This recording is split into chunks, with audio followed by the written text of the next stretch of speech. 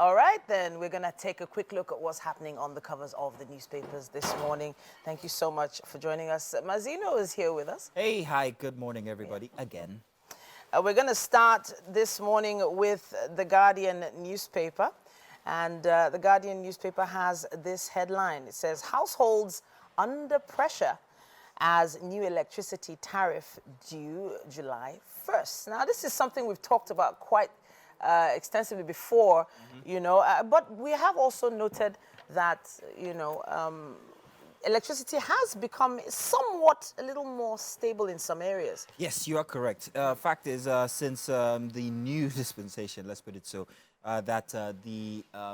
even personally, I can attest to that, electricity has become perhaps maybe like 50% better. Yeah. I rarely use my generator, except maybe a very few hours during the day, as against before when it was an average of perhaps maybe 5 hours a day that I had to use my generator.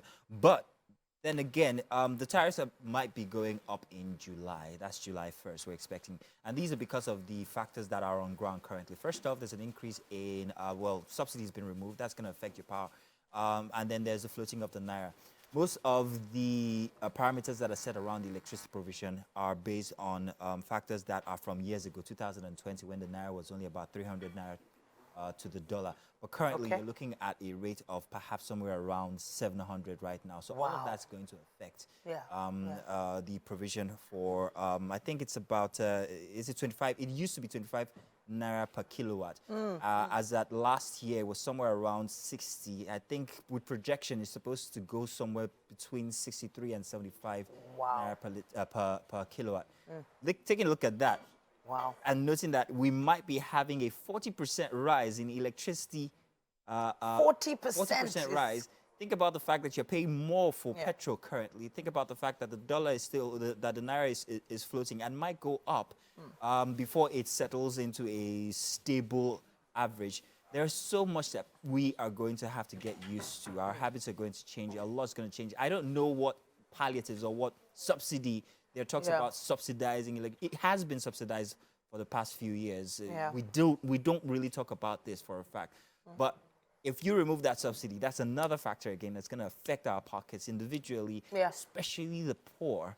So finding alternatives to power now seems essential, since costs have gone up both on the petrol side and on now the electricity tariff. July 1st doesn't really give people a lot of time to even really catch up.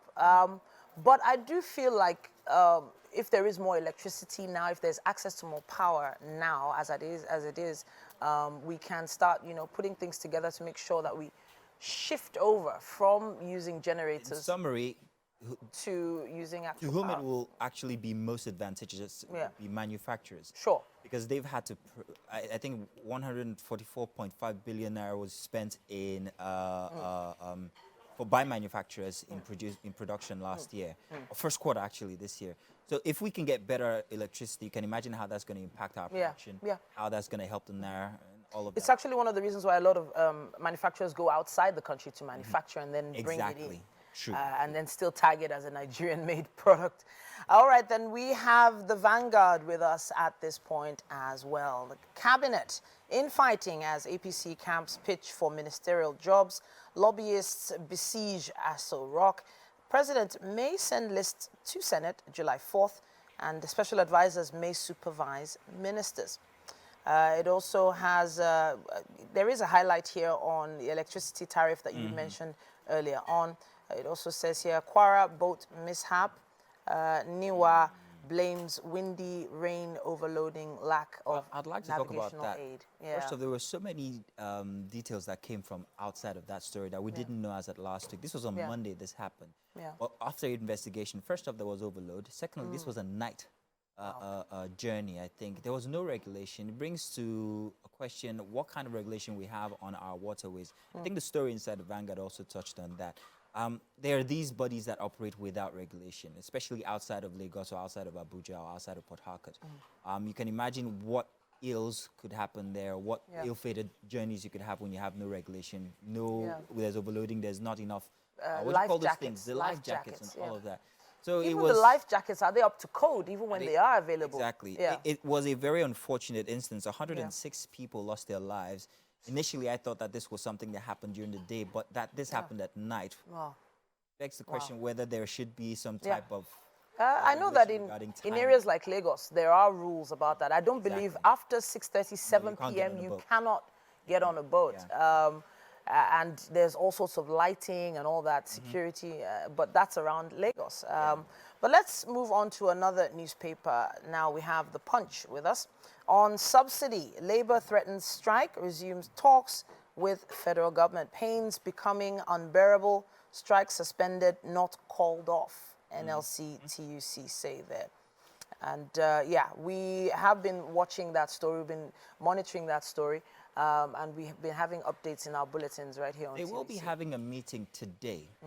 So based on that meeting, we'll know exactly what the outcome might be, what the common man would have to suffer through for the next couple of months. But however, when the NUC boss was asked what options or what alternatives that there might be, note that there was a 7-point agenda that was given to the government to at least help alleviate whatever it is that the masses are going through. Amongst this was the fact that there's supposed to be an increase in minimum wage, 30,000 naira to about 150,000 naira.